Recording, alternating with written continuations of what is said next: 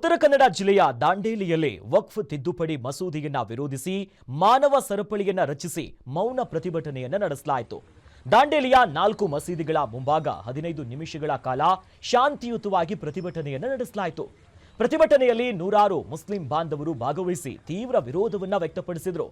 ಹಳೆ Dandeli, link road, 3 number gate ಹಾಗೆ ಟೌನ್ಶಿಪ್ನಲ್ಲಿರುವಂತಹ ಮಸೀದಿಗಳಲ್ಲಿ ಪ್ರತಿಭಟನೆ ಕೂಡ ನಡೆದಿದ್ದು, ಯಾವುದೇ ಘೋಷಣೆಗಳು ಇರದಂತೆ ಸಂಘಟನೆ ಮತ್ತು ಮಸೀದಿಗಳ ಪ್ರಮುಖರು ಗಮನವನ್ನ ವಹಿಸಿದ್ರು. ವಕ್ಫ್ ತಿದ್ದುಪಡಿ ಮಸೂದೆ ನಮಗೆ ಒಪ್ಪಿಗೆ ಇಲ್ಲ, ಸರ್ಕಾರ ಈ ಕೆಲಸವನ್ನ ಕೂಡಲೇ ಕೈಬಿಟ್ಟು ಶಾಂತಿ ಸೌಹಾರ್ದತೆಗೆ ಅವಕಾಶವನ್ನ ನೀಡಬೇಕು ಅಂತ ಮುಸ್ಲಿಂ ಮುಖಂಡ ರಿಯಾಜ್ ಬಾಬು ಸೈಯದ್ ಆಗ್ರಹಿಸಿದ್ರು.